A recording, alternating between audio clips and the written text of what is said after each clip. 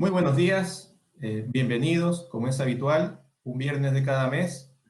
Tenemos la charla del economista Ángel Cabrera, que nos presentará los hechos más relevantes del acontecer económico nacional e internacional.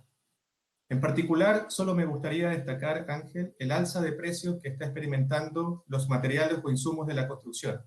De acuerdo al INE, el índice de precios al productor de materiales de la construcción de edificios, por ejemplo, creció 3,3% anual en noviembre y 4,5% anual en diciembre. Esto es aproximadamente 4 veces su tasa de crecimiento promedio histórico. Ello en parte es coherente con una mayor demanda de materiales relativo a la oferta. Si miramos, por ejemplo, por el lado de la demanda, el teletrabajo ha implicado un mayor uso de la vivienda, por lo que los hogares han destinado mayores recursos a reparaciones y mejoras de sus viviendas. Parte de estos recursos provienen del retiro del 10% de los fondos previsionales, según lo señala la Cámara de Comercio de Santiago. Por otra parte, la oferta de materiales exhibe un paulatino ritmo de recuperación, debido en parte a los mayores precios internacionales de insumos intermedios y los mayores costos de transporte en las importaciones. En este contexto, observamos una disminución de los inventarios de algunos materiales. Esto se condice con la situación macroeconómica. El Banco Central destaca que la lenta recuperación de inventarios y aumento en los costos de transporte han continuado impulsando la inflación más reciente. Para profundizar estos y otros temas, los dejo con el doctor Ángel Cabrera. Adelante, Ángel, por favor. Muchas gracias, Byron. Muy buenos días a todos los asistentes a esta reunión. Como es habitual, vamos a comenzar con una revisión de lo que ha estado pasando en la economía internacional. En primer lugar, voy a presentarle algunas de las noticias más relevantes relativas a la evolución de la pandemia, donde el balance es mixto. Tenemos una escalada en los flujos de contagios, pero eso matizado por el inicio de un proceso de vacunación que no ha estado exento de algunos problemas. Vamos a ver posteriormente cuál ha sido el impacto de esta situación sobre la actividad económica. Sorprendentemente, a pesar de que ha habido un impacto negativo, especialmente en el caso de Europa, el balance reciente de las cifras es más bien positivo y ha motivado una revisión alcista en las proyecciones de crecimiento para el 2021. Sujeto, eso sí, a que se cumplan algunas condiciones, especialmente respecto al proceso de vacunación. Vamos a hablar también acerca de lo que ha estado ocurriendo recientemente en el mercado accionario americano. La reunión pasada les presenté algunas estimaciones nuestras en base a un modelo estadístico. Vamos a ver la actualización de eso y voy a argumentar que muy probablemente estamos en este momento experimentando algún grado de exuberancia irracional. Creo que hay una alta probabilidad de que estemos cerca de una corrección significativa en el mercado accionario americano. Vamos a hablar posteriormente respecto a la economía chilena. Vamos a ver que desgraciadamente los datos de los indicadores sanitarios nos muestran un empeoramiento de la situación, lo que ha obligado a un retroceso en el plan paso a paso, a un reconfinamiento, lo que introduce un nivel de riesgo mayor para nuestra recuperación económica. Vamos a ver que los datos de actividad nos muestran que la economía chilena continúa avanzando en esa recuperación, pero que esta es una recuperación lenta y que además está dejando atrás algunos sectores que se presentan como factores rezagados. Finalmente, voy a, como siempre, revisar lo que ha estado pasando en el mercado cambiario, especialmente en esta ocasión. Vamos a hablar acerca de la reciente intervención que realizó el Banco Central anunciando la compra de 12.000 millones de dólares y vamos a ver cuáles son las implicancias que se desprenden de ello para el resto del año. Bien, comenzamos entonces con la presentación de estos temas. En primer lugar, una mirada a lo que está pasando con la pandemia a escala global. Esta es la foto que teníamos ayer de acuerdo a los datos de la Universidad Johns Hopkins. Más de 100 millones de personas contagiadas confirmadas, más de 2 millones de fallecidos.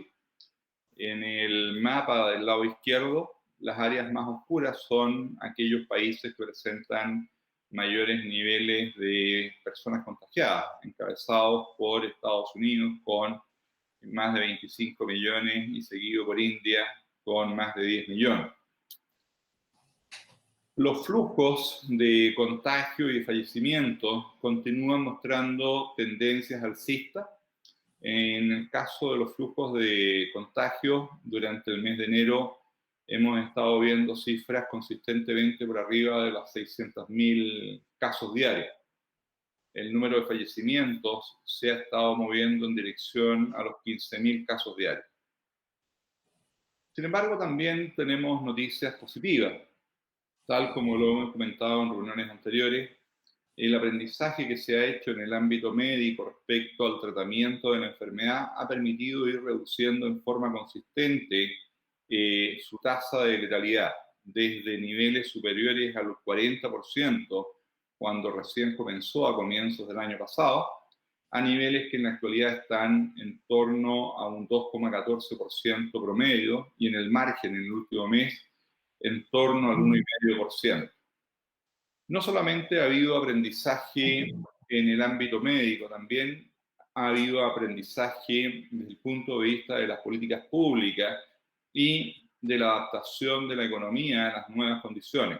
Los gráficos del lado izquierdo nos muestran que los gobiernos, aprendiendo de la experiencia de comienzos del año pasado, han sido más cautos al momento de aplicar restricciones, probablemente con la excepción de Europa, que nuevamente ha estado implementando medidas restrictivas severas. El gráfico del lado derecho nos muestra que la relación entre la pérdida de Producto Interno Bruto por cada unidad de confinamiento se ha venido reduciendo. Y esto es porque la economía mundial se adapta. La introducción de nuevas tecnologías y nuevas formas de producir ha permitido reducir el impacto negativo en los indicadores de actividad asociados a las restricciones que imponen las autoridades. Este elemento juega un rol clave en las relativamente buenas cifras de actividad que les voy a presentar un poco más adelante, especialmente en el caso de la economía americana. Otra buena noticia es el inicio del proceso de vacunación a escala global. Acá están los datos al día de ayer. Ya se habían aplicado poco más de 82 millones de dosis. El país que más inoculaciones ha realizado hasta el momento es el caso de Estados Unidos, donde se ha logrado vacunar al 7,8% de la población. En términos proporcionales, la lista está encabezada por Israel, que ya ha vacunado casi a la mitad de su población. Sin embargo, por el lado negativo, vemos que las principales economías europeas vienen bastante rezagadas. En todos los casos, las tasas de vacunación están llegando recién a cifras en torno al 2%.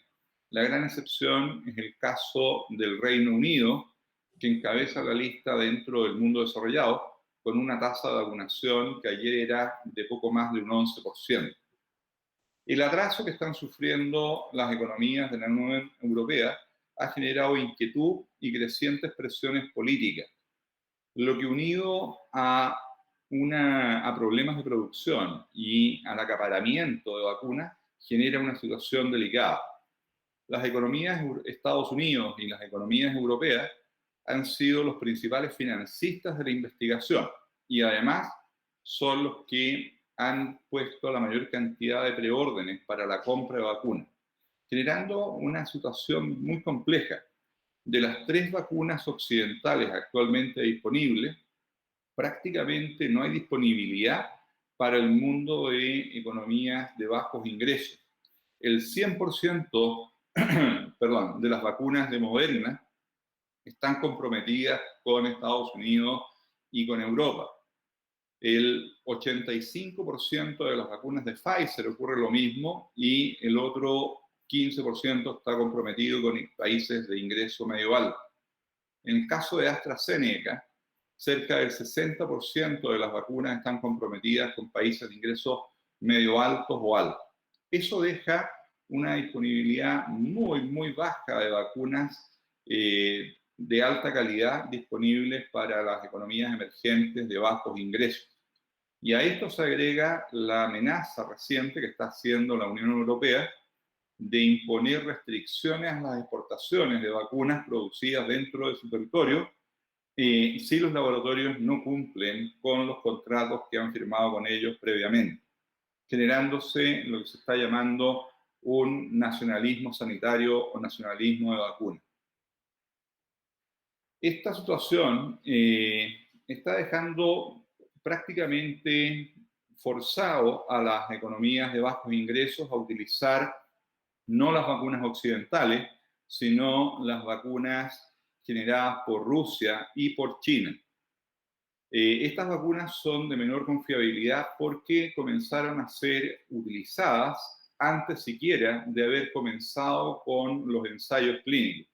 Algunas de estas vacunas ni siquiera han terminado esos ensayos clínicos y por lo tanto todavía generan bastantes dudas respecto a su eficiencia y seguridad.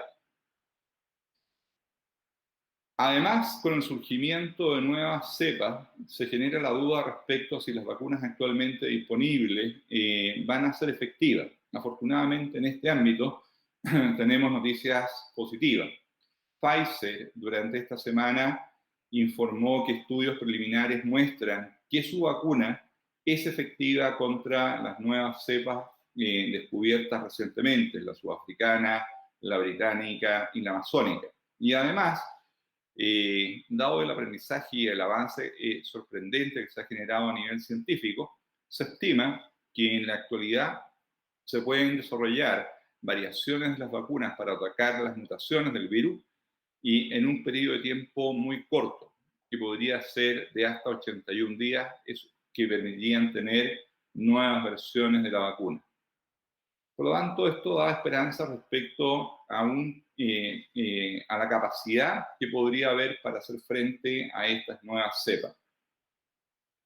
Otro hecho que es interesante de mencionar es que el tan mencionado trade-off entre salvar vidas o salvar la economía muy probablemente es un mito. En este gráfico, los datos muestran un hecho sorprendente.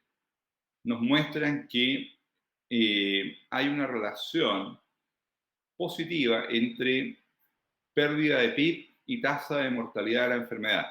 Los países que han sufrido mayor pérdida de PIB también son los países que han sufrido una mayor tasa de letalidad de la enfermedad. La mayor pérdida de PIB tiende a estar asociada a medidas restrictivas más severas, lo que insinúa, por lo tanto, que las medidas de restricción severas, como las cuarentenas indiscriminadas, no solamente son ineficientes porque generan mucha pérdida económica, sino que son altamente inefectivas y probablemente contraproducentes. En parte, eso se asocia a que esta es una enfermedad muy selectiva. Los datos nos muestran que las víctimas de la enfermedad son por lejos personas de alta edad.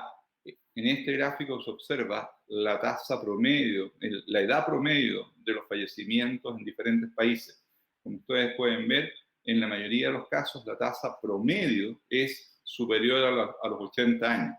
Solamente en Estados Unidos, por problemas asociados a problemas cardíacos y obesidad, la edad promedio es algo inferior a los 80 años, pero es de casi 76 años. Esto claramente nos indica que políticas selectivas que permitan aislar a los sectores más vulnerables podrían ser no solamente más eficientes, sino que también más eficaces para hacer frente a la enfermedad. Vamos ahora a darle una mirada a lo que ha estado pasando recientemente en la economía china. Durante el mes de enero surgió un nuevo, entre comillas, brote epidémico en China, que generó alguna inquietud en la zona de Hebei. Digo entre comillas porque, como se ve en el gráfico, estamos hablando, según las cifras oficiales, que siempre son altamente dudosas en el caso de China, de flujos diarios que en algunos días superaron los 100 casos. Para un país de más de 1.400 millones de personas, esto es prácticamente nada. El resto del mundo quisiera estar hablando de 100 casos diarios, incluyendo Chile. Entonces, la verdad es que si damos fe de los datos oficiales, la situación de la epidemia sigue básicamente controlada en China. Por el lado de los datos de actividad, las cifras nos muestran que la economía de China continúa avanzando en el proceso de recuperación. Como lo hemos comentado en reuniones anteriores, este proceso comenzó en el segundo trimestre del año, se consolidó en el tercero y continuó ganando fuerza en el cuarto trimestre. Los datos del mes de diciembre mostraron que el sector industrial manufacturero continuó acelerando su ritmo de crecimiento, llegando a una expansión interanual de un 7,3% en diciembre.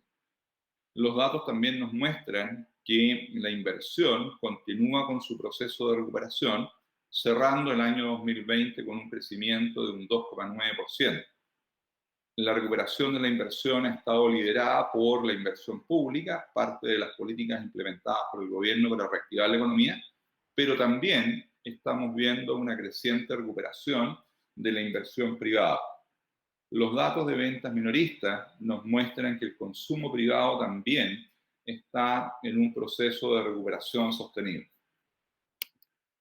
Con esto, los datos oficiales de las autoridades chinas indican que la economía de ese país logró un crecimiento interanual de un 6,5% en el cuarto trimestre, terminando el 2020 con una expansión de un 2,3%, siendo la única economía grande que logró tener una cifra positiva durante el año pasado. Para el 2021, nosotros mantenemos nuestra proyección en el sentido de que la economía china retomaría su ritmo de crecimiento tendencial, que nosotros lo estimamos en un 5,5%. Eso, unido a los efectos de base de comparación del primer semestre, daría como resultado un crecimiento interanual de un 9,1%. Esta potente recuperación de la economía china ha estado jugando, y va a continuar haciéndolo, ha estado jugando un rol clave en el repunte de los precios de las materias primas, elemento fundamental para la recuperación del mundo emergente. Los indicadores líderes correspondientes al mes de enero nos indican que esta recuperación sigue fortaleciéndose. El indicador de enero alcanzó su nivel más alto desde comienzos del 2018. Vemos un aumento en la confianza de los empresarios, vemos un fuerte aumento en las ventas y también un fuerte incremento en los márgenes de comercialización y, por lo tanto, en las utilidades de las empresas del sector manufacturero. Así que muy buenas noticias desde el punto de vista del desempeño de la economía china. Veamos ahora lo que ha estado pasando en el caso de la economía americana. En relación a las cifras de la pandemia, el balance sigue siendo bastante complicado. Durante diciembre y la primera parte de enero, los flujos de contagios diarios continuaron aumentando, tendiendo a moderarse durante la última semana y media. Sin embargo, los flujos de fallecimientos diarios continúan mostrando una tendencia ascendente y lo mismo ocurre con el número de personas hospitalizadas, poniendo al sistema hospitalario americano en una situación bastante complicada. La semana pasada, a escala nacional, el 74,6% de las camas de cuidados intensivos estaban siendo utilizadas. Y en varios estados, principalmente en el sur de Estados Unidos, la tasa de ocupación superaba el 80% o incluso el 85%. Sin embargo, en el caso de Estados Unidos, el proceso de vacunación ha avanzado en forma bastante expedita. Como veíamos en una tabla anterior, al día de ayer, el 7,8% de la población americana ya había sido inoculada, con una dispersión importante dentro de los 50 estados. Alaska encabeza la tasa de vacunación llegando casi al 15%. El flujo diario de vacunación en Estados Unidos durante la última semana ha superado el 1.000.000 de dosis diarias, lo que permite pensar que se va a lograr una tasa de vacunación superior al 70% y por lo tanto se alcanzaría inmunidad de grupo en algún momento hacia mediados de este año, fines del segundo trimestre, principios del tercer trimestre. Más aún si es que el nuevo gobierno demócrata encabezado por el presidente Biden logra cumplir con una promesa que hizo durante esta semana de elevar el flujo de vacunación diaria hasta 1,5 millones de dosis. En el intertanto, las medidas restrictivas siguen siendo el instrumento más utilizado. Los americanos también han ido restringiendo la movilidad en los estados más afectados, generando una pérdida de movilidad cercana a 25 puntos porcentuales durante los últimos 3 meses. Sorprendentemente, estas restricciones han tenido un impacto económico muy inferior al que vimos a comienzos de año. Los principales indicadores líderes nos muestran que la economía americana tuvo un desempeño mucho más que satisfactorio en el mes de diciembre. El indicador del sector manufacturero alcanzó su nivel más alto en casi 2 años. Y no solamente eso, uno de los más altos históricos, lo que nos dice que la industria manufacturera ha logrado adecuar sus procesos productivos de tal forma de funcionar en forma bastante eficiente, aún en medio de las restricciones actuales. Más sorprendente aún, el sector servicios, que es mucho más sensible a las restricciones en la movilidad, también ha logrado mantener un ritmo de crecimiento sólido. En el mes de diciembre, el indicador marcó 57,2 puntos, confirmando una fuerte expansión del sector servicios, que representa más del 80% del PIB americano, durante todo el segundo semestre del año pasado.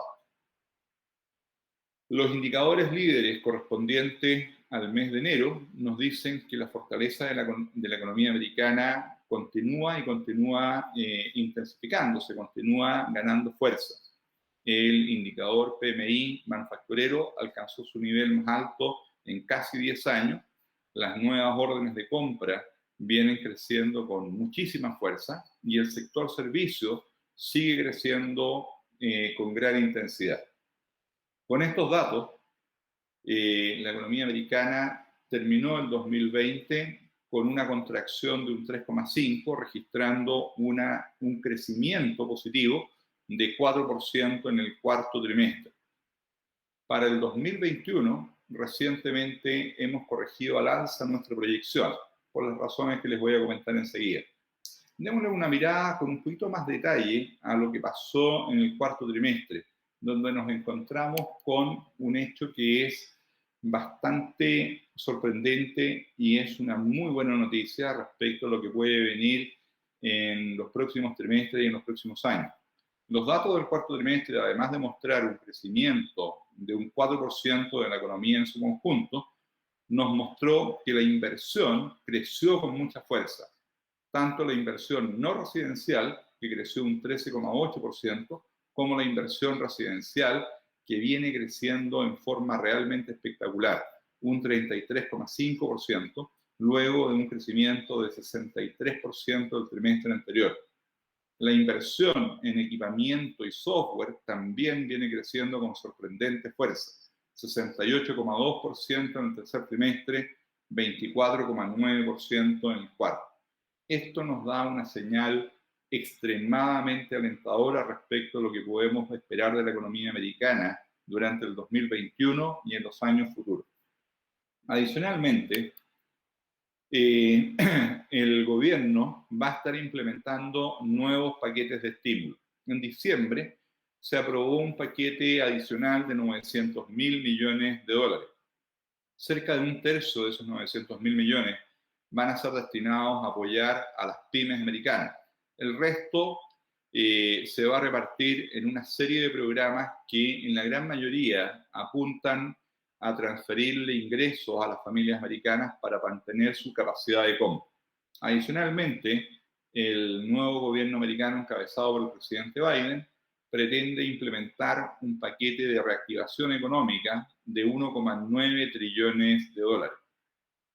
Estos datos son los que nos han llevado a corregir al alza nuestra proyección para el 2021 desde un 4,0% que teníamos el mes pasado a un 4,8% en la actualidad.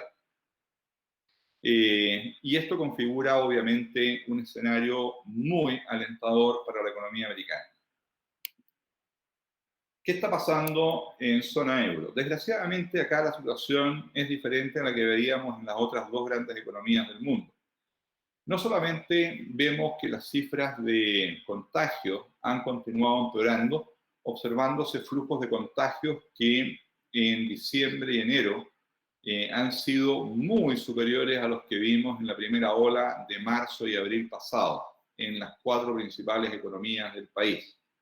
Producto de esto, las autoridades políticas en toda Europa han estado implementando todo tipo de restricciones, desde las cuarentenas nacionales totales que se ven en los países con color rojo, hasta cuarentenas más localizadas o toques de queda a escala nacional o toques de queda a escala local. Vemos toda la combinación posible dentro de Europa. Producto de estas restricciones, los indicadores de movilidad muestran un desplome que va entre 40 y 60 puntos porcentuales durante los últimos 3 meses. Adicional, a pesar de eso, los datos tanto de contagios como de mortalidad nos muestran un panorama que en Europa es peor que el de Estados Unidos. Acá hay una metodología ampliamente difundida según la cual la política aplicada en Estados Unidos ha sido un desastre, mientras que las políticas aplicadas en Europa han sido una maravilla. Los datos no concuerdan con eso. Los datos nos muestran que, tomando Europa en su conjunto, el número de personas contagiadas es mayor que en Estados Unidos y el número de fallecidos es sustancialmente mayor. De nuevo indicándonos que las medidas restrictivas indiscriminadas son altamente ineficientes e inefectivas. Adicionalmente, los problemas burocráticos y los problemas de producción de los laboratorios han generado un avance muy lento en el proceso de vacunación. Como veíamos en una de las láminas iniciales, en la mayor parte de los países europeos la tasa de vacunación anda en torno al 2%, muy lejos de lograr inmunizar siquiera a su población de alto riesgo.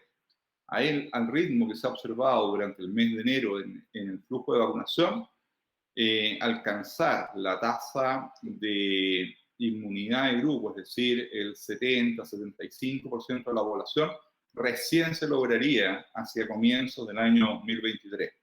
Y de ahí entonces la desesperación de los estamentos políticos europeos que amenazan con imponer restricciones a las exportaciones de las vacunas. Las medidas restrictivas que han aplicado en Europa, a diferencia de lo que veíamos en el caso de Estados Unidos, sí han provocado un daño económico importante. Los datos nos muestran que la actividad del sector servicio viene contrayéndose en los últimos 6 meses y cayendo de forma bastante fuerte, a niveles similares a los que se observaron en el peor momento de la crisis subprime en el año 2009. El indicador de actividad global nos dice que a pesar del buen desempeño del sector manufacturero, la economía de zona euro ha sufrido contracciones durante los últimos 3 meses. De hecho, los datos apuntan a que la economía de zona euro habría sufrido una recaída contractiva en el cuarto trimestre, estimándose una caída a tasa anualizada que estaría en torno a un 4%. Con eso, Europa habría terminado el 2020 con una contracción de un 7,3%, más del doble de la caída sufrida por la economía americana. Adicionalmente, y dado que las restricciones no solamente siguen presentes, sino que se han estado intensificando recientemente, la probabilidad de que la economía americana se contraiga en el primer trimestre es alta y creciente, lo que significaría un segundo trimestre consecutivo de caída y por lo tanto una nueva recesión técnica. Esto pone un sesgo de revisión fuertemente bajista en las cifras proyectadas para el 2021. A pesar del mal desempeño que observamos en el caso de la economía europea, el balance global es positivo. El indicador de actividad económica global en el mes de diciembre siguió cerca de los 53 puntos, lo que es consistente con una economía mundial creciendo a un ritmo interanual en torno al 3%, un muy buen cierre de año.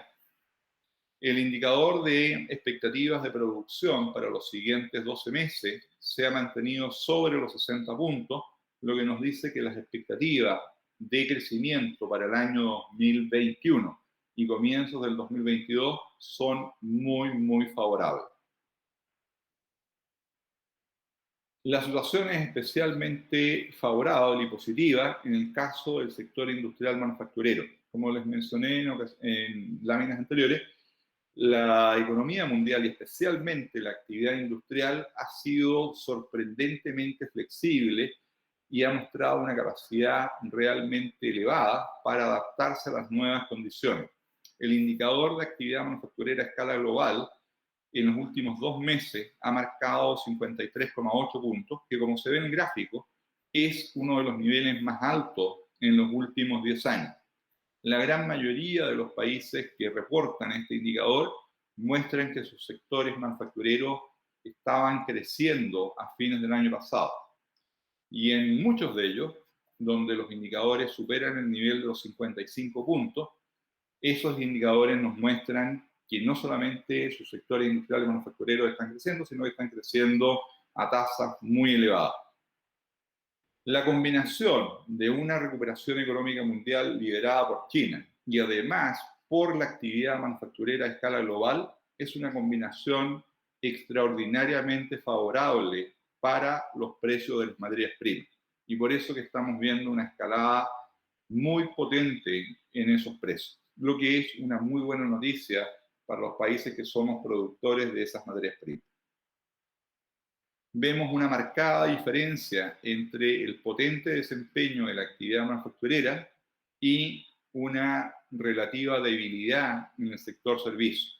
Esa discrepancia, esa divergencia en los indicadores, básicamente es el reflejo vívido de la sensibilidad, de la diferente sensibilidad que tienen los sectores de servicios y los sectores industriales y manufactureros ante las restricciones. Las restricciones a la movilidad impactan con mucha más fuerza a las actividades de servicio, especialmente a todo lo que tiene que ver con turismo, recreación, hotelería, restaurantes. Esas actividades se ven fuertemente impactadas y por lo tanto son mucho más sensibles a las medidas restrictivas. Con toda la información recientemente publicada, esta semana el Fondo Monetario acaba de actualizar sus proyecciones. Para la economía mundial, corrigió la tasa de crecimiento esperada para el 2021 desde un 5,2% a un 5,5%. Vimos una corrección más potente aún en el caso de la economía americana, un ajuste alcista de 2 puntos porcentuales. Ahora el Fondo Monetario está proyectando que la economía de Estados Unidos crecería en 2021 un 5,1%, incluso por arriba del 4,8% que nosotros estimamos. También hay una corrección alcista en la proyección de crecimiento para América Latina en su conjunto, pero hay una revisión bajista en la proyección de crecimiento para la zona euro. El balance, como les decía, a pesar de la relativa debilidad y de los problemas que enfrentan las economías europeas, el balance a escala global es positivo, siempre y cuando el proceso de vacunación pueda continuar avanzando en una forma que sea relativamente satisfactoria y que permita que el mundo desarrollado alcance inmunidad de grupo hacia el tercer trimestre de este año y el resto del planeta, las economías de ingreso medio y medio bajo, logren esa inmunidad de grupo hacia fines del 2021 o durante el primer semestre del 2022. Respecto al desempeño de los mercados financieros, de los muchos temas interesantes que están pasando ahí, el más notable es el que estamos viendo en el mercado accionario americano. Durante diciembre y enero, a pesar de múltiples factores generadores de incertidumbre, el aumento de los flujos de contagio, la aparición de nuevas cepas del virus supuestamente más contagiosas, y también eventos políticos dramáticos, como fue el ataque al Capitolio el día 13 de enero pasado, a pesar de todo eso, los inversionistas mantuvieron una sorprendente calma. El indicador de volatilidad del mercado accionario americano, el indicador VIX, se mantuvo consistentemente por abajo de los 30 puntos.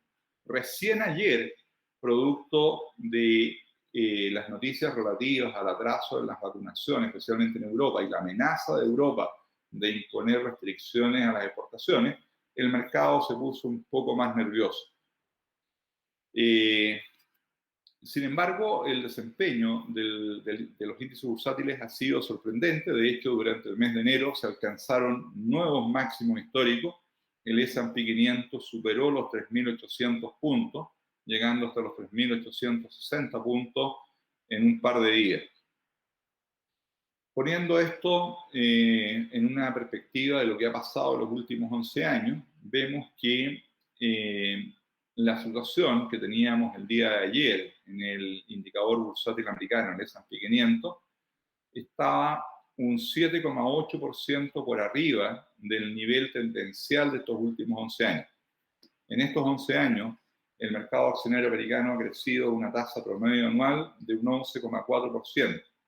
En esa tendencia de crecimiento hemos visto mucha volatilidad, periodos de euforia seguidos de periodos de temor y de depresión, pero que no han alterado la tendencia subyacente de fondo. En este momento, los datos nos muestran que el mercado accionario americano está pasando por una de las fases de euforia. Hay señales de sobrereacción, de sobrecalentamiento en el mercado accionario. Nuestro modelo nos indica que el valor de equilibrio de corto plazo para el S&P 500 está en torno a los 3.350 puntos. En los últimos días, el indicador se estaba moviendo en torno a los 3.800 puntos, es decir, cerca de 12 puntos porcentuales por arriba de su valor de equilibrio de corto plazo.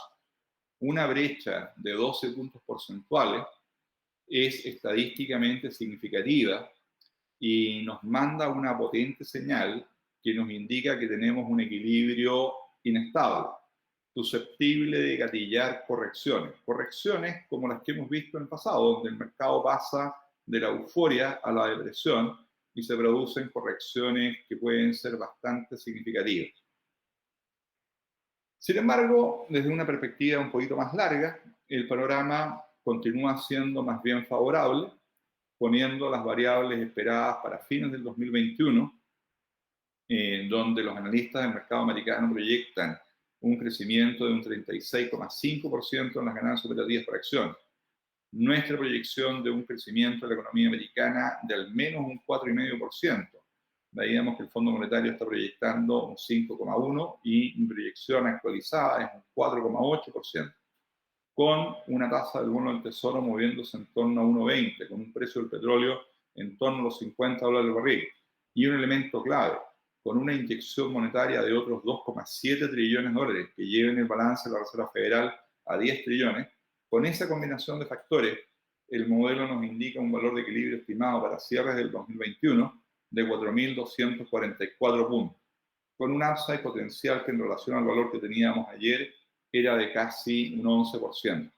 En un mundo con tasas de interés nominales cercanas a cero, incluso bonos soberanos con tasas negativas y tasas de interés reales que en general son negativas, la tentación de adelantar estas utilidades es justamente lo que lleva al mercado a anticiparse, generando sobrereacciones de corto plazo que se traducen en equilibrios inestables susceptibles de generar correcciones significativas en el corto plazo. Un factor que puede ser un elemento gatillante de estas correcciones es un potencial repunte de la inflación.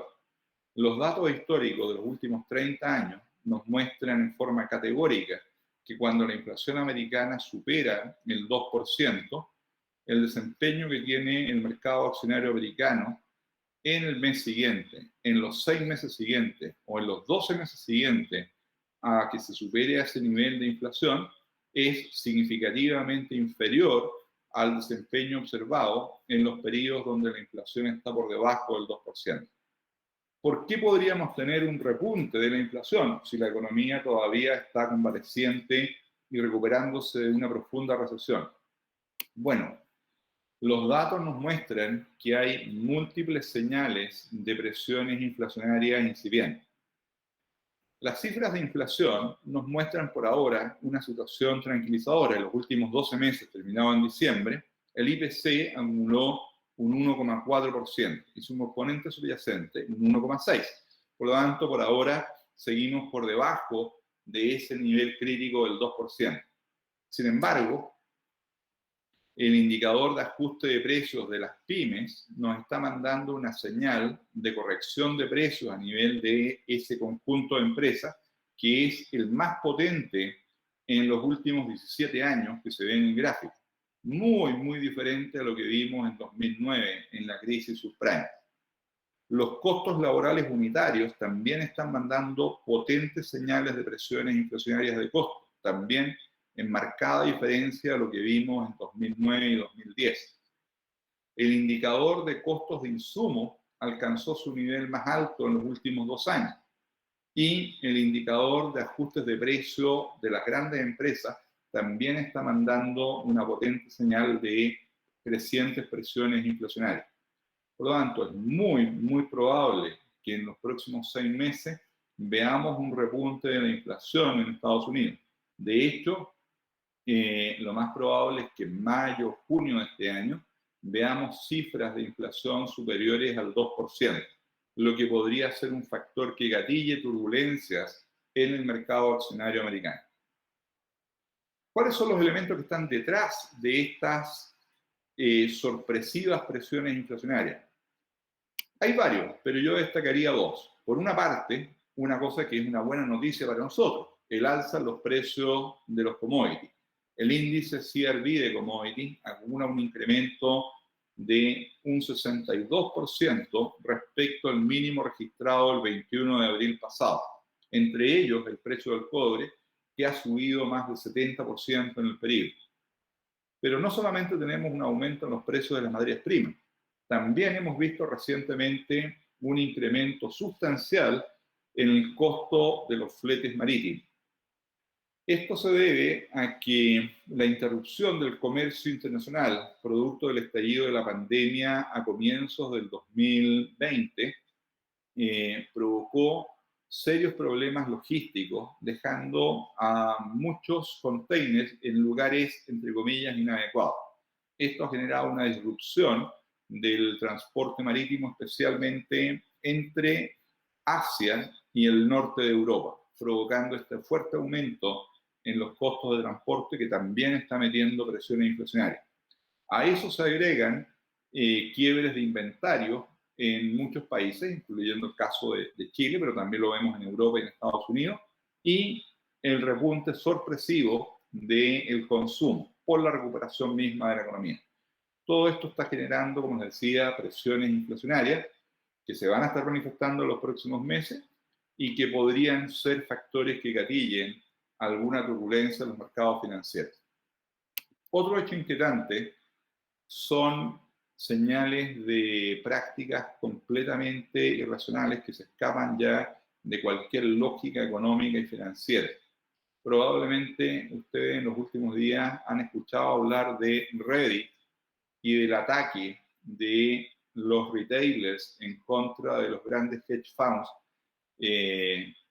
donde una gran cantidad de inversionistas minoristas se han puesto a comprar acciones que los hedge funds habían hecho venta corta de ellas.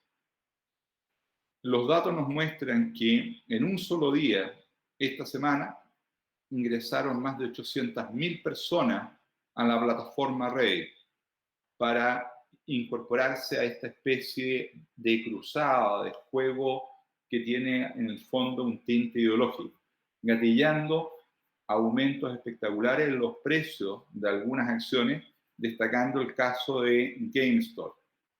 GameStop es un productor de consolas de juegos físicos que están obsoletas y por lo tanto su precio era prácticamente nulo. Era una empresa que a comienzos de año, cuando estalló la pandemia, estuvo al borde de la quiebra.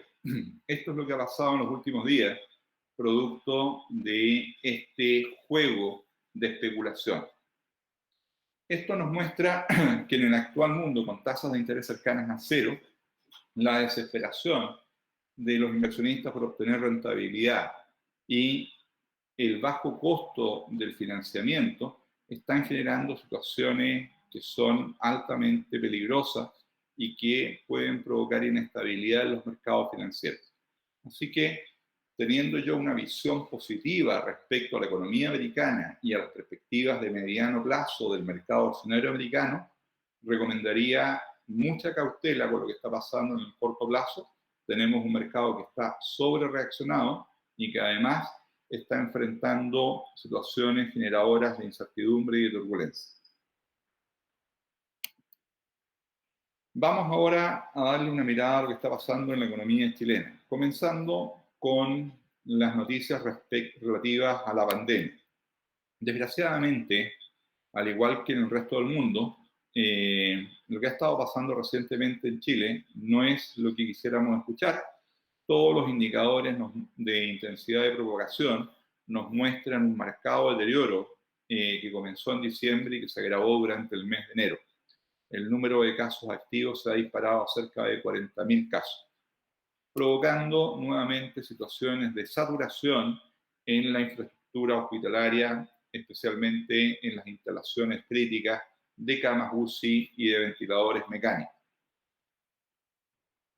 Los indicadores de intensidad de dispersión de la enfermedad, el indicador R, que nos muestra el número de contagiados generados por cada caso activo, está cerca de 1, lo que indica un estancamiento en el número de contagios.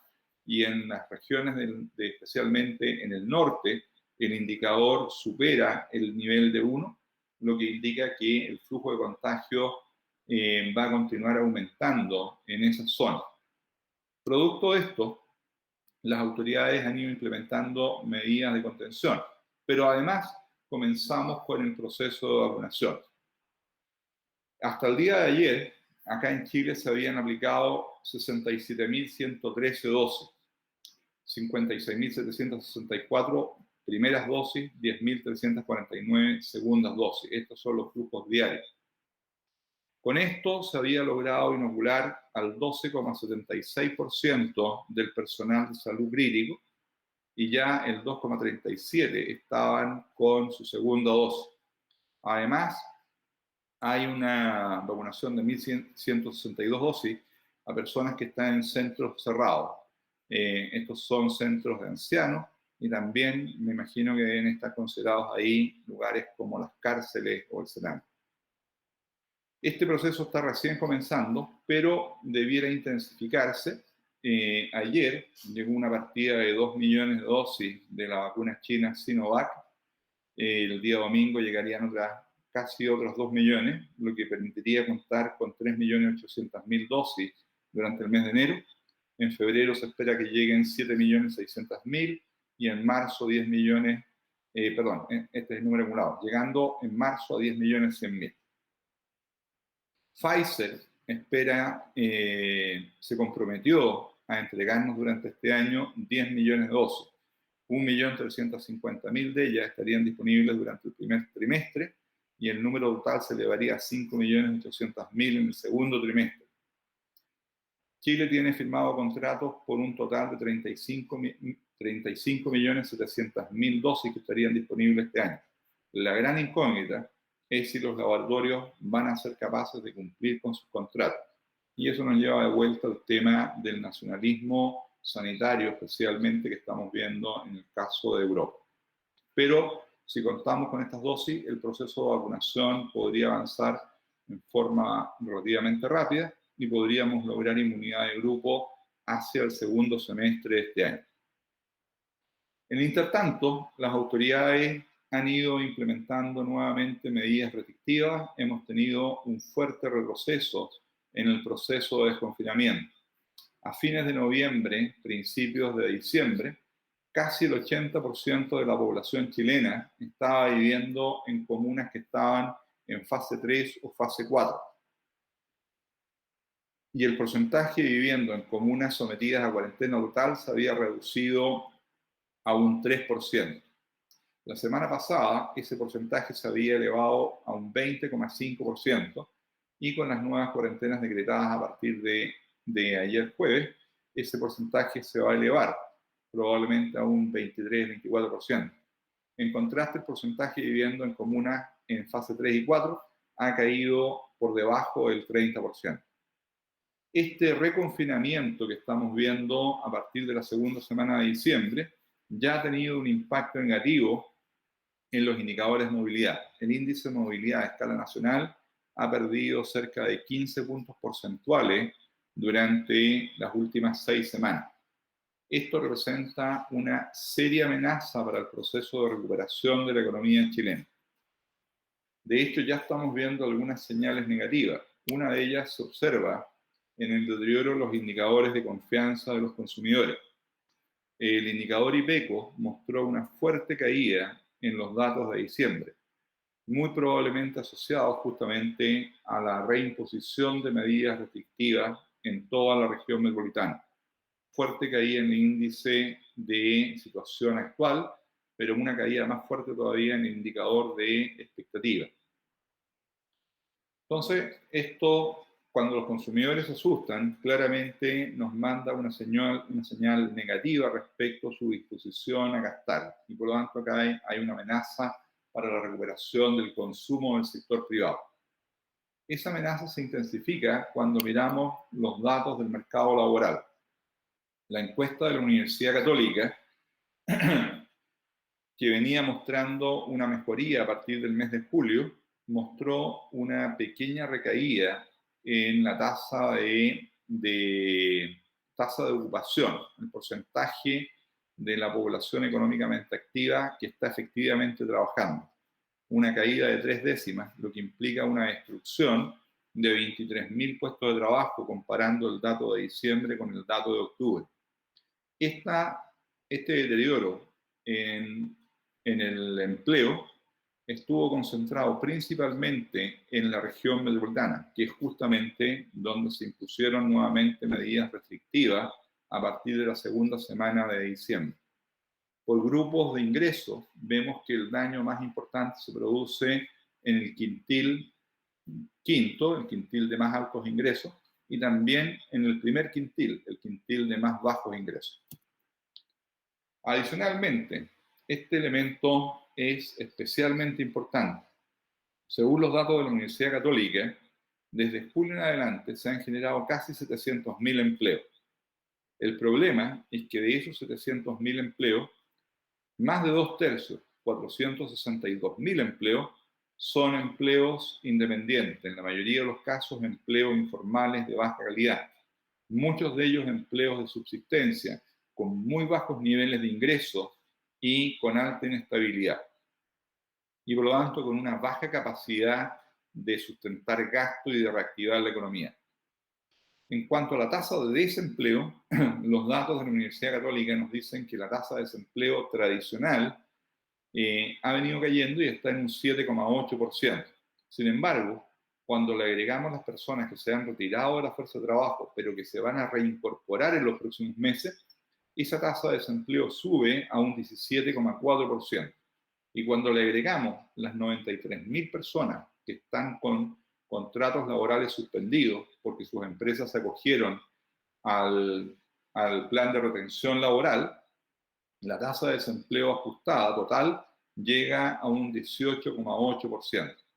Tasas de desempleo cercanas al 20% son extremadamente altas, de hecho son las más altas desde el comienzo de la década de los 80, y representan una grave amenaza para la recuperación económica, pero también para la estabilidad política, elemento que va a ser clave durante el año 2021, año que está repleto de elecciones que tienden a exacerbar la polarización política.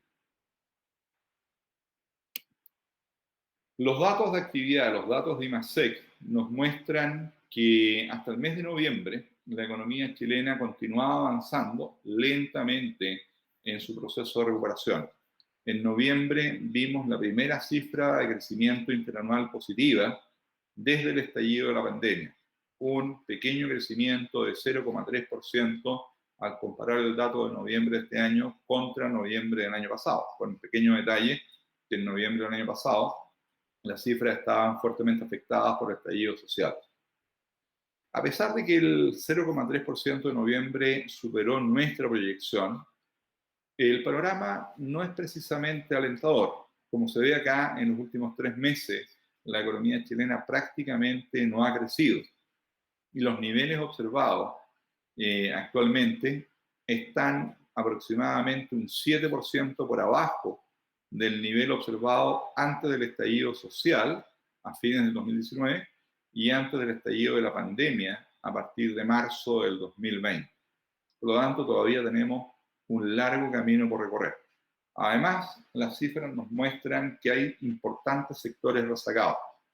Vemos que en los últimos 3 meses, con datos conocidos, el Producto Interno Bruto de las actividades de servicios muestran una caída interanual de un 5,1%. Y eso es porque a pesar de que en ese periodo se estaba produciendo un desconfinamiento, estas actividades que involucran mayor contacto interpersonal seguían enfrentando serias restricciones a su funcionamiento. También vemos una caída importante, una caída de 7,9% en esta agrupación, clasificada como resto de bienes. Esa caída de 7,9% está liderada por la caída de más de 20% registrada en el sector de la construcción durante el tercer trimestre. Específicamente, los datos de cuentas nacionales nos muestran que en el tercer trimestre el sector de la construcción tuvo una caída interanual de un 29,2%. Además, la moderada recuperación que hemos visto en los últimos meses ha estado liderada por el sector comercio. Los datos nos muestran que la actividad del sector comercio, que se había desplomado en el segundo trimestre producto de las medidas de contención, mostró una potente recuperación durante el tercer trimestre e inicios del cuarto. En noviembre hay un crecimiento interanual de un 15,3%. ¿Cuál es el problema con esto? El problema de esto es que está sustentado en un hecho puntual no repetible, el retiro de los fondos de pensiones. Los 19.600 millones de dólares que se retiraron producto del primer 10%, a lo que se van a agregar otros 14.000 millones asociados al segundo retiro, pero que todavía no se alcanzaban a notar en la cifra de noviembre, porque ese segundo retiro comenzó en diciembre. Entonces, este repunte tiene un cierto toque de artificialidad.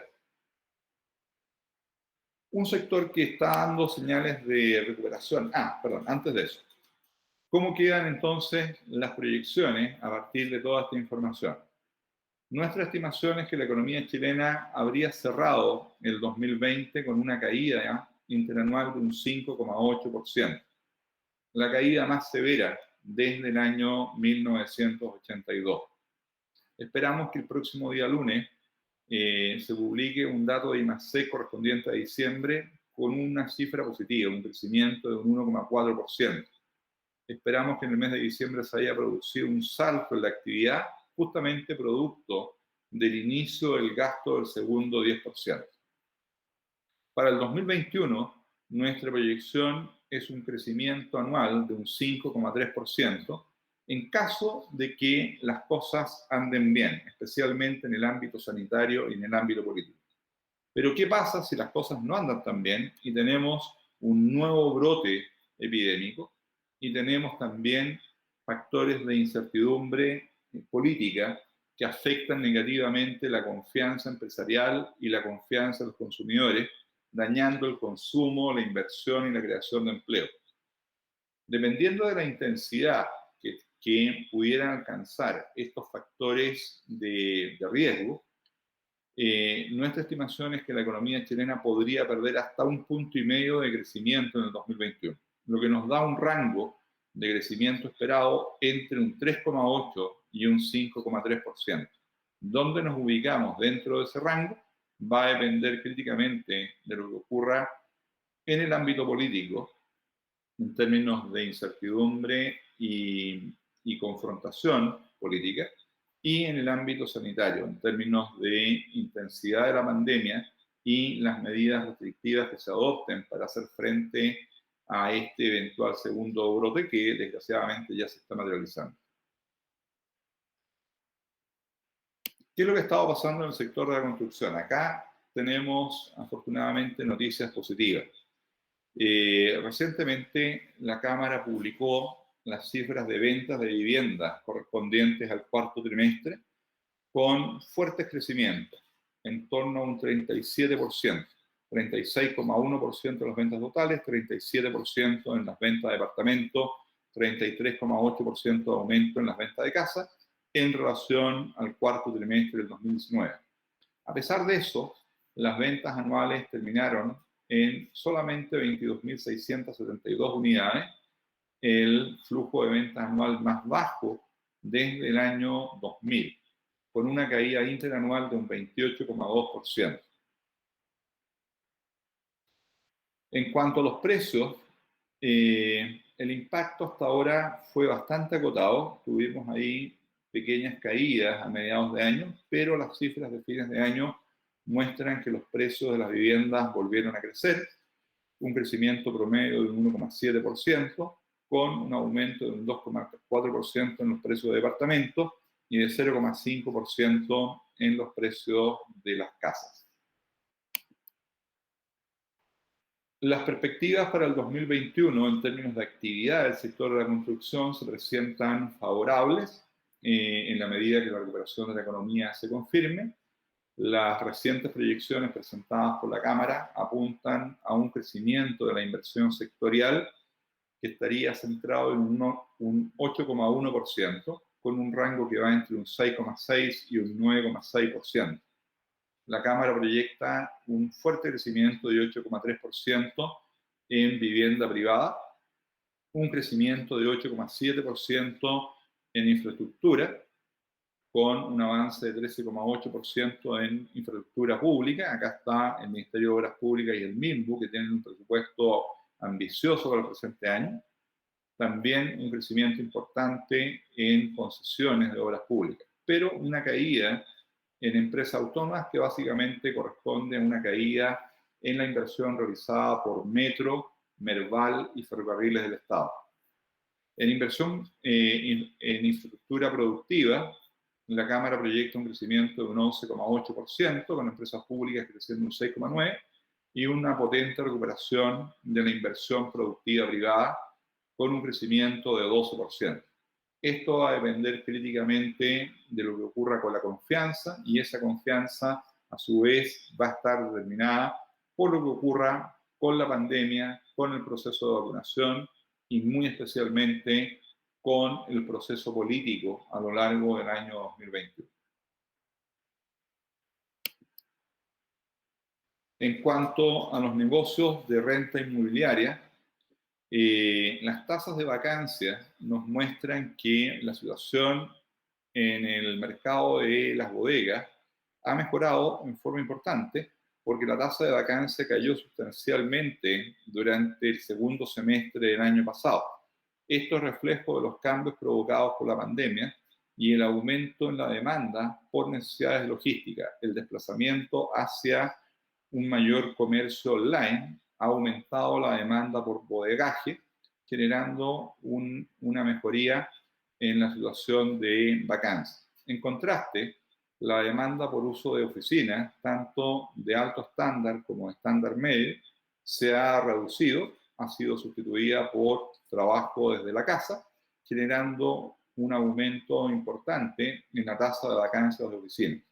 También vemos un aumento muy significativo en la vacancia de lo que se llama multifamily, que son básicamente edificios de departamentos que son destinados completamente a la renta. Ahí se ha generado una vacancia muy significativa. Sorprendentemente, los strip centers han mantenido una estabilidad en su tasa de vacancia. De hecho, incluso cayó levemente durante el segundo semestre respecto al primero. Esto es sorprendente por el desplazamiento hacia el comercio online, pero también probablemente ha habido un desplazamiento hacia el comercio en áreas más locales, más cerca de las viviendas de las personas. Vamos ahora al tipo de cambio. Comenzamos el mes de diciembre con un tipo de cambio que estaba fuertemente desalineado respecto a sus fundamentales. La línea roja corresponde al valor efectivo del tipo de cambio, la línea azul es el valor estimado por nuestro modelo, donde inciden un conjunto de variables, principalmente variables asociadas a lo que está pasando en los mercados internacionales, como el precio del cobre y lo que está pasando con las monedas emergentes de países similares a Chile. Partimos, como les decía, diciembre con una brecha muy grande, un tipo de cambio moviéndose en torno a los 770, más de 40 pesos por arriba del valor de equilibrio estimado por nuestro modelo. Durante diciembre, sin embargo, se produjo una rápida convergencia en dirección a ese equilibrio, una fuerte caída del tipo de cambio, la que estuvo asociada a las grandes ventas de dólares realizadas por las AFP y por el Ministerio de Hacienda. Para hacer frente al segundo retiro de los fondos de pensiones, las AFP tuvieron que vender cerca de 3.000 millones de dólares durante el mes de diciembre y otros 1.000 a 1.500 millones durante el mes de enero. El Ministerio de Hacienda vendió 2.500 millones de dólares durante el mes de diciembre. Esas ventas aceleraron el proceso de convergencia del tipo de cambio hacia su valor de equilibrio e incluso generando una sobrereacción. Tuvimos ahí unos pocos días en que el tipo de cambio cayó por debajo de los 700 pesos, alcanzando un mínimo de 693 pesos en la primera semana de enero. Luego el tipo de cambio rebotó y comenzó a moverse cerca de los 720 en línea con el valor de equilibrio estimado por nuestro modelo. Y ahí ocurrió algo sorpresivo. El día 13 de enero, el Banco Central anuncia una intervención. Anuncia que va a comenzar a comprar 12.000 millones de dólares. Esta compra se va a realizar en un plazo de 15 meses a razón de 40 millones de dólares diarios. Incorporando esta información en nuestro modelo estadístico, el resultado que obtenemos es que esto pone una presión alcista adicional sobre el tipo de cambio entre 10 y 15 pesos. El tipo de cambio promedio anual subió de 718 a 727.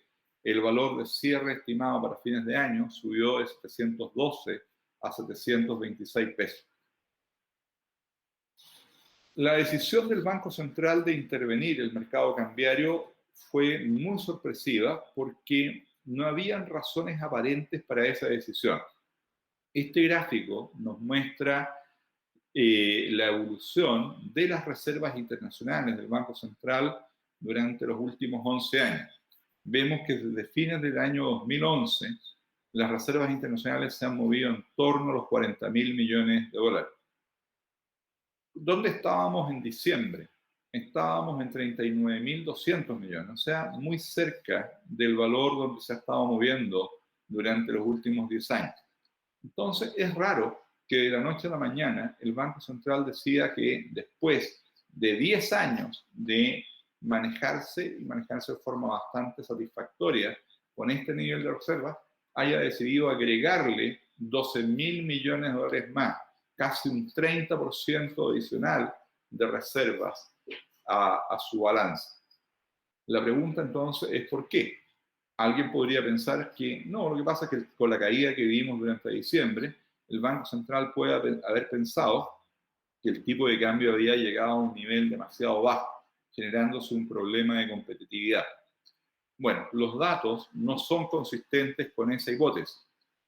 En este gráfico se muestra la evolución del tipo de cambio real, la capacidad de compra efectiva del tipo de cambio. El índice está construido de tal forma de que el promedio de los últimos 35 años de 100, en torno a ese valor promedio, el tipo de cambio real ha fluctuado durante 35 años, lo que nos dice que este valor podría interpretarse como un valor de equilibrio de largo plazo. ¿Cuál es el valor de tipo de cambio nominal consistente con este tipo de cambio real de equilibrio al día de hoy, 712 pesos. ¿Dónde estábamos el día 12 de enero, antes del anuncio del Banco Central? Estábamos en 725, casi 2% por arriba del promedio de 35 años. Todas las otras intervenciones que habíamos visto en los pasados 20 años se habían realizado en esos puntos, cuando el tipo de cambio real estaba cerca de 10% por abajo de promedio. Por lo tanto, lo que vimos en esta ocasión es completamente distinto a las otras intervenciones de compra que había anunciado el Banco Central en los pasados 20 años. Otra forma de argumentar que la razón de la intervención no fue un problema de competitividad es lo que vemos en los datos de balanza comercial. Cuando hay un problema de competitividad, porque el tipo de cambio está muy bajo, las exportaciones vienen cayendo con fuerza, las importaciones se disparan, generando un problema de balanza comercial, generalmente un gran déficit en balanza comercial. ¿Cuál es la situación en Chile? Exactamente la opuesta. La balanza comercial a mediados del 2019 tenía un excedente de 3.500 millones, el que se incrementó hasta 16.796 millones de dólares a fines del 2020. Las importaciones cayeron fuertemente durante el año pasado, producto del impacto recesivo provocado por la pandemia. Las exportaciones cayeron, pero cayeron en forma mucho más moderada y en los últimos meses del año comenzaron a recuperarse. Por lo tanto, definitivamente no había un problema de competitividad. Entonces, ¿por qué el Banco Central decide agregar 12.000 millones de dólares a su reserva? Yo diría que básicamente porque el Banco Central piensa que en los próximos 18 meses podrían haber eventos que hagan necesaria una mayor intervención. Las reservas son para intervenir el mercado cambiario. En un sistema de tipo de cambio completamente libre, un banco central podría tener 0 reservas y dejar simplemente que el tipo de cambio se determine por el mercado. Cuando el Banco Central tiene reservas, es para intervenir el mercado cambiario. Cuando el Banco Central aumenta su reserva en 12.000 millones, me está diciendo que piensa que podría ser necesario intervenir con más fuerza el mercado cambiario en algún futuro cercano. ¿Por qué? Yo creo principalmente porque hay incertidumbre política. En su argumentación, el Banco Central menciona que quiere estas reservas para reemplazar la línea de crédito flexible que había contratado con el Fondo Monetario Internacional, que le daba acceso a 20.000 millones de dólares en caso de ser necesario, línea que vence en mayo del 2022. Bueno, eso me da una pista. ¿Qué pasa en mayo del 2022? En mayo del 2022 vamos a estar a un mes del plebiscito de salida, el plebiscito que va a aprobar o rechazar la nueva constitución.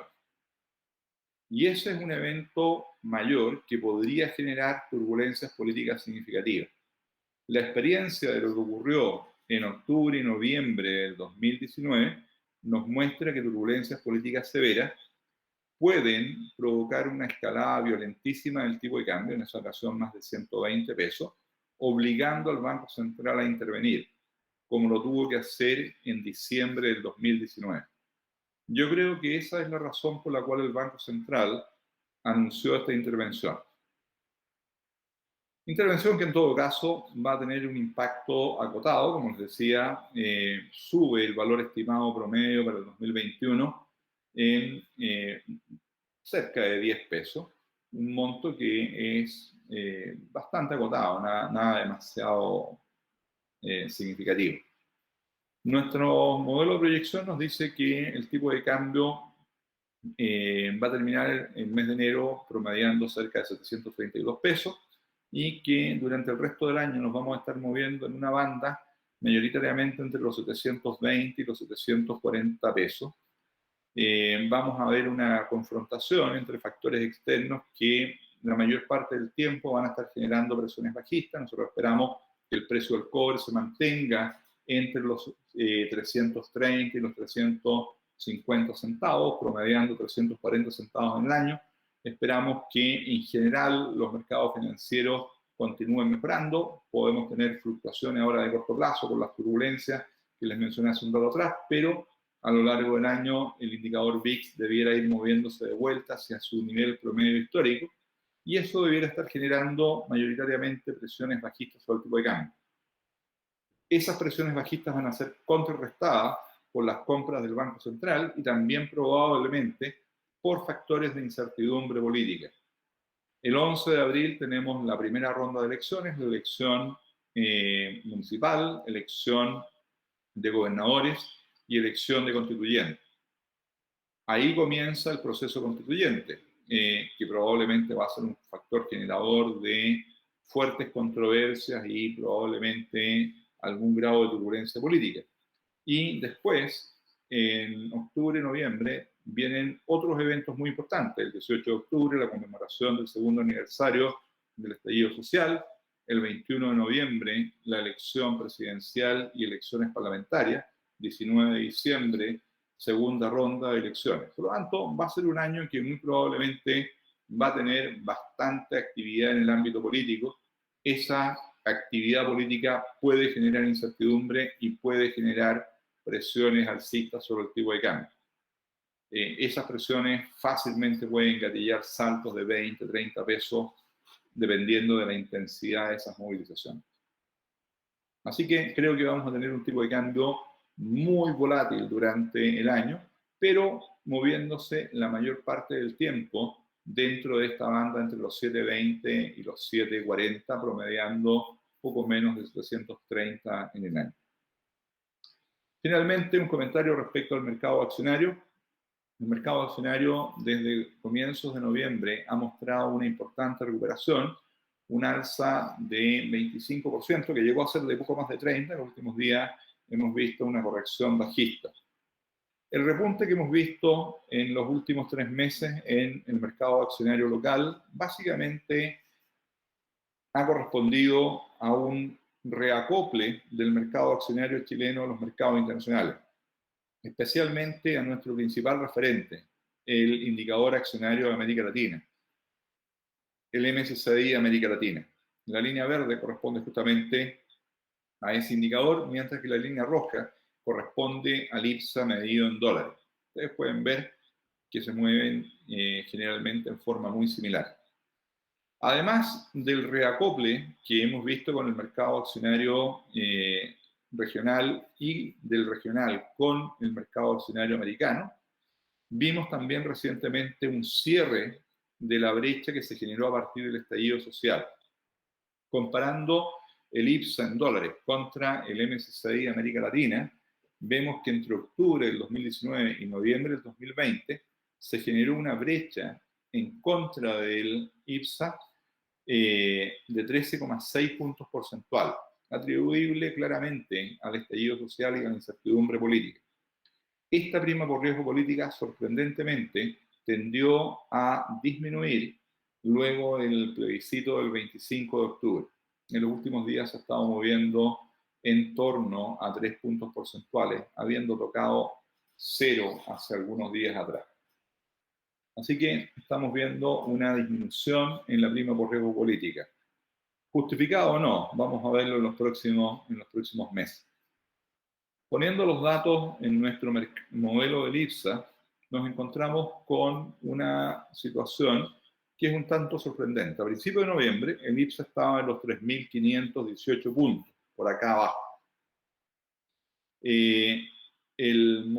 Nuestro modelo del IPSA nos decía que el valor estimado de cierre para el año 2020 estaba en los 4.471 puntos. Es decir, estábamos casi 30% abajo. Parecía prácticamente imposible que esa brecha se cerrara.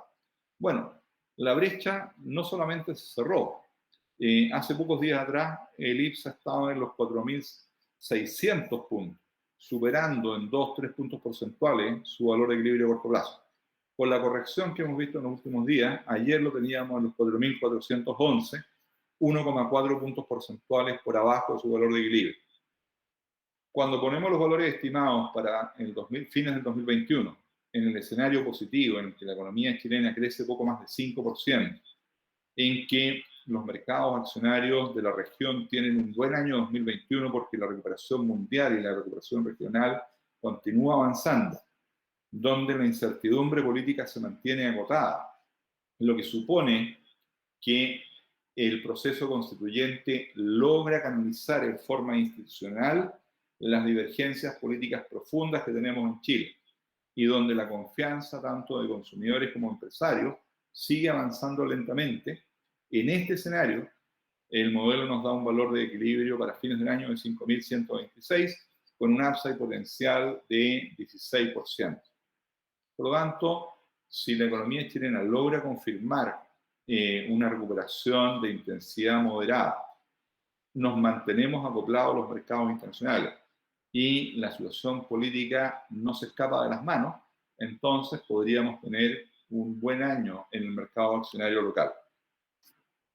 Si la situación no es tan favorable y los factores sanitarios, una segunda ola y las medidas de restricción que se están aplicando, unidos a factores de incertidumbre política, nos provocan una pérdida en crecimiento de 1,5 puntos y la economía crece solamente un 3,8, con mayor riesgo soberano, con mayor riesgo político y con una ausencia de recuperación en la confianza de consumidores y empresarios. En este escenario adverso, el modelo nos entrega un valor estimado de 4.798 puntos, con un upside de 8,8% en relación al valor que teníamos ayer. Es decir, este escenario adverso hace perder cerca de la mitad de la ganancia potencial que tendríamos en un escenario más favorable. Para cerrar el punto, y con esto la presentación, de dónde sale el crecimiento de casi 15% estimado para el mercado de América Latina, el MSCI de América Latina, sale de otro modelo estadístico en el gráfico de la izquierda. La línea naranja corresponde a los promedios mensuales del MSCI América Latina, la línea celeste corresponde al valor estimado por nuestro modelo. En este modelo entra el crecimiento de la economía de Brasil, que representa más del 50% del MSCI América Latina, el indicador de riesgo soberano de América Latina, el MPLATAM, el comportamiento del mercado accionario americano, que es el referente para todo el resto de los mercados accionarios del mundo, y una canasta de monedas de América Latina. En un contexto en que la economía de América Latina se recupera, encabezada por Brasil creciendo 3,5%, donde el riesgo soberano del regional se reduce moderadamente, donde el mercado accionario americano confirma los 4.244 puntos que veíamos en el respectivo modelo, y donde las monedas de América Latina se mantienen relativamente estables, este modelo nos entrega un valor para el MSCI LATAM de 2.847 puntos fines del 2021, con un incremento potencial de casi 15% en relación al valor que teníamos el pasado 12 de enero. Eso es lo que nosotros incorporamos en nuestro modelo y nos da los resultados que les mostraba anteriormente. Bueno, en síntesis, un año 2021 que debiera ser un año de recuperación, un año en que la economía va a crecer entre un 3,8 y un 5,2, dependiendo de la intensidad con la que se concreten los factores de riesgo sanitario y los factores de riesgo político, donde debiéramos tener una recuperación relevante tanto del consumo como de la inversión, y donde las variables financieras van a moverse bastante justamente por la incertidumbre asociada a estos dos grandes factores, el sanitario y el político. Bien, con eso concluyo la presentación y si nos queda tiempo, respondo a las preguntas que ustedes puedan haber planteado. Byron, te cedo la palabra.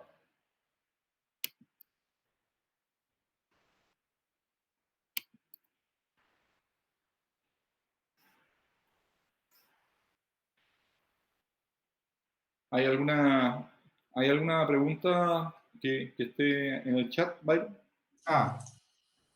Hola Ángel, muchas gracias por tu participación, por tu excelente presentación también. Hay algunas preguntas que han llegado. Te voy a leer la primera, dice, ¿qué opinión tiene de las acciones tecnológicas de Estados Unidos, tales como Tesla? ¿Sería el momento para irse en corto? Bueno, apostar a irse en corto, como está quedando hoy día de manifiesto, es una apuesta extremadamente riesgosa. Creo que efectivamente algunas acciones, como podría ser el caso de Tesla, podrían estar con situaciones de sobrevalorización. Pero, pero creo que en general el mercado accionario americano sigue teniendo un potencial alcista importante. Creo que la inyección monetaria que va a estar realizando la Reserva Federal va a mantener las tasas de interés muy bajas y va a generar enormes niveles de liquidez en el mercado. Y producto de eso, creo que la tendencia del mercado en su conjunto va a continuar siendo alcista, lideradas por las acciones tecnológicas. Por lo tanto, yo no recomendaría una apuesta agresiva en ese sentido. En el corto plazo podemos tener una corrección de moderada intensidad, entre 7 y 10%, pero la tendencia de mediano plazo del mercado accionario americano sigue siendo más bien positiva. Gracias, Ángel. Otra pregunta, dice, los indicadores IPSA e IGPA de las acciones chilenas se encuentran en niveles parecidos a antes del inicio de la pandemia. ¿Estaremos en una burbuja? No, como se desprende de lo que les mostraba al final, el valor que estamos viendo hoy día en el IPSA está casi plenamente alineado con el valor que nos entrega el modelo, y dependiendo de lo que ocurra con la recuperación económica y con los factores de incertidumbre asociados al tema sanitario y al tema político, el mercado accionario chileno tiene un upside estimado para el 2021 que estaría entre un 8,8 y un 16,2%, dependiendo de esos dos grandes factores de incertidumbre que mencioné anteriormente. Gracias, Ángel. Oye, otra consulta. ¿Qué tan duro espera que sea Biden con China? ¿Cómo pudiese afectar el mercado accionario internacional y materias primas esa política? A ver, yo creo que la relación geopolítica entre Estados Unidos y China va a continuar siendo bastante tensa. Vamos a continuar viendo una confrontación.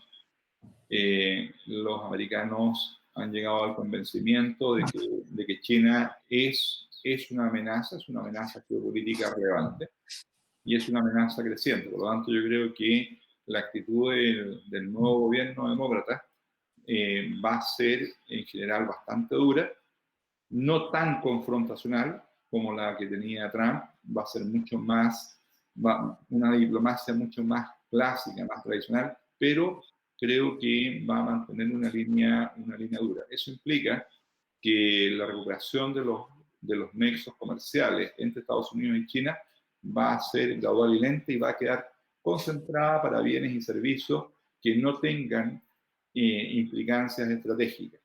Todo el tema tecnológico estratégico va a continuar siendo severamente restringido por parte del gobierno americano, a mi juicio, en un acto de prudencia mínimo.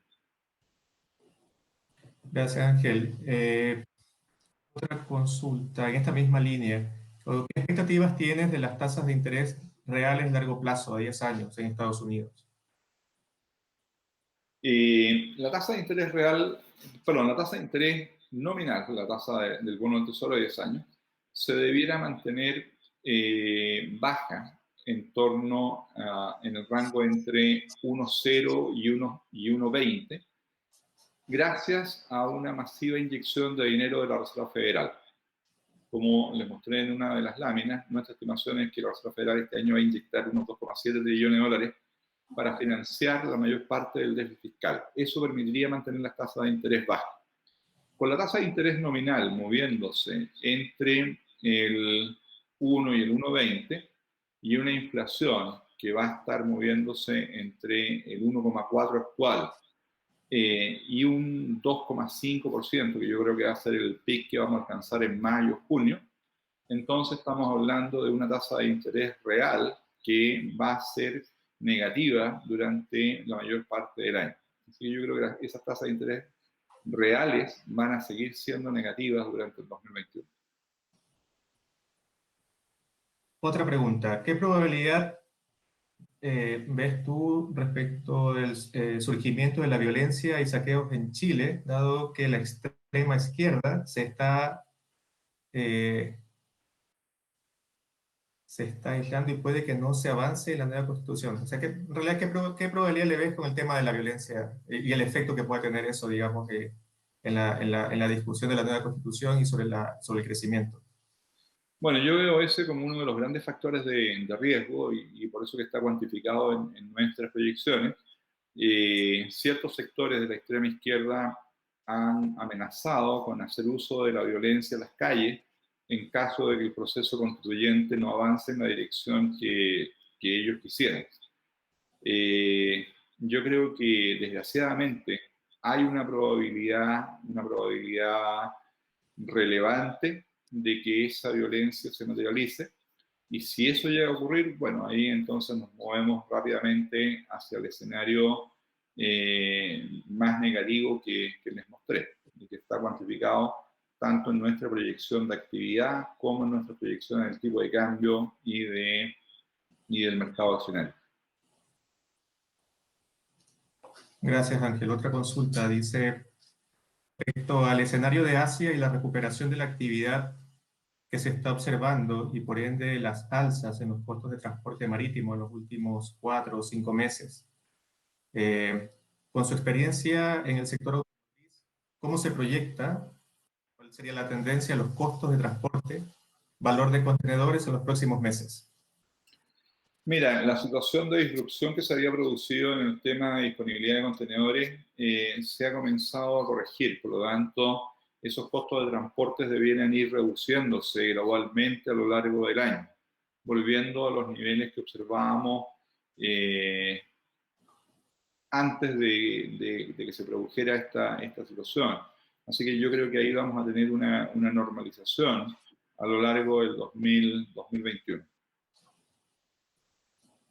Gracias, Ángel. Hay otra consulta respecto de la inflación. Tú hablaste, por ejemplo, que el tipo de cambio se visualiza bastante volátil. Eh, digamos, esta volatilidad muestra alguna tendencia, una tendencia al alza, una tendencia al abajo, o más bien volátil, pero en torno a una medida más bien plana o constante. ¿Y cuál es ese efecto que tiene sobre la inflación? ¿Cuáles son tus perspectivas para la inflación del 2021? En el caso de Chile, nuestra proyección de inflación es una inflación terminando el año en un 3,2%. El mercado, los forward están un poquito más abajo, están proyectando un 2,9%. Ahora, respecto a la incidencia del tipo de cambio en esta inflación, durante el 2021 debiéramos ver una incidencia moderadamente bajista, porque como el tipo de cambio mostró una tendencia fuertemente decreciente durante la segunda mitad del 2020, esa caída en el tipo de cambio en el segundo semestre del 2020 todavía no está completamente traspasada a los precios. Así que lo que ocurrió con el tipo de cambio en los últimos 6 meses va a estar generando alguna presión bajista en la inflación del 2021 y va a ser un factor que va a contribuir a mantener bastante acotada la inflación. Debiéramos ver un pic puntual de la inflación en torno al 3,7 en julio-agosto, en gran medida por efectos de base de comparación. Pero estamos hablando de una inflación que se mantiene dentro del rango meta a lo largo del 2021. Gracias, Ángel. Otra consulta dice, respecto a las tarifas de transporte marítimo, ¿cuál es tu perspectiva respecto de la regularización de estas tarifas? Que hoy día se encuentran, digamos, en niveles altos, dada la coyuntura, pero más o menos, ¿cuál es tu perspectiva respecto a la normalización o convergencia a los patrones de comportamiento histórico de estas tarifas? ¿Y qué Sí, impacto bueno, esto sobre la inflación? sí, como les mencioné antes, esta disparada en el costo de transporte se debió a un problema puntual y transitorio en la disponibilidad de contenedores, pero que ahora ya con la normalización del comercio esos contenedores se han ido reasignando y se está reordenando la situación.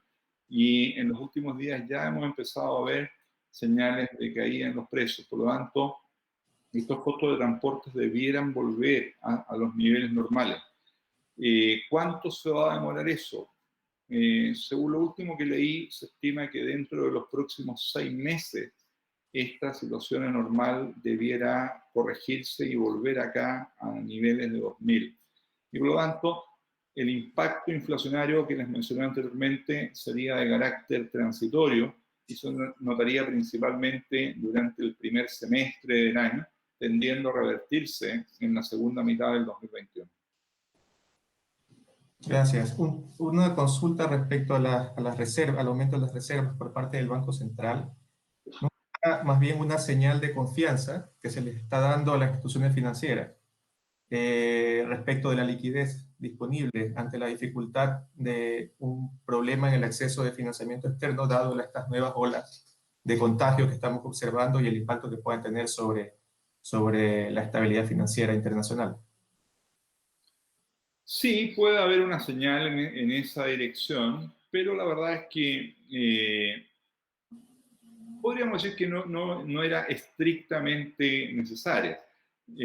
Con los 40.000 millones de reservas con los que se ha manejado el Banco Central durante 10 años, pudo hacer frente en forma bastante más que satisfactoria al ataque especulativo que tuvimos en noviembre y diciembre del 2019, donde le bastó usar 5.000 millones de dólares de reservas, complementados con también un par de mecanismos de derivados. Los NDF que puso a disposición 10.000 millones en forward. Entonces, la verdad es que con las reservas que tenía y con la posibilidad de usar estos derivados que no usan reservas, el Banco Central pudo contener un ataque muy potente que vimos en octubre y noviembre. Por lo tanto, la verdad es que no es para nada evidente que se necesitaran esas 12.000 millones adicionales, a menos que el Banco Central tema que en los próximos meses nos podamos encontrar con una situación más grave que la que vimos en octubre y noviembre del 2019, lo que sería extremadamente lamentable. Gracias, Ángel. Una última consulta en virtud del tiempo. Cuando tú cuando hablas de la efectividad que han tenido las medidas de contención y comparas, por ejemplo, Estados Unidos con Europa, la consulta es si es que se controló, o tu conclusión, mejor dicho, está considerando las diferencias o características entre estas dos economías o estos dos países, estas dos, digamos, regiones, como por ejemplo la distribución etaria que hace más vulnerable a la economía europea respecto de Estados Unidos, por ejemplo. Esa conclusión de la efectividad que han tenido las medidas de contención está considerando esas características que per se marcan la diferencia entre ambas economías. No, la verdad es que yo acá no les mostré un análisis formal estadístico en que se haga ese control, sino más bien es una evidencia casuística mirando las cifras globales. No tengo un análisis formal que haga un control estadístico detallado de las diferencias que hay entre esas dos economías. Ok, gracias Ángel. No tenemos más consultas y estamos listos. Ok, agradezco la presencia en la reunión de hoy, espero que la información haya sido útil y nos estaríamos viendo en poco más de un mes, porque creo que la siguiente reunión es a principios de marzo, ¿no? Así es. Muchas gracias y buen fin de semana para todos y todas. Igualmente, que estén muy bien.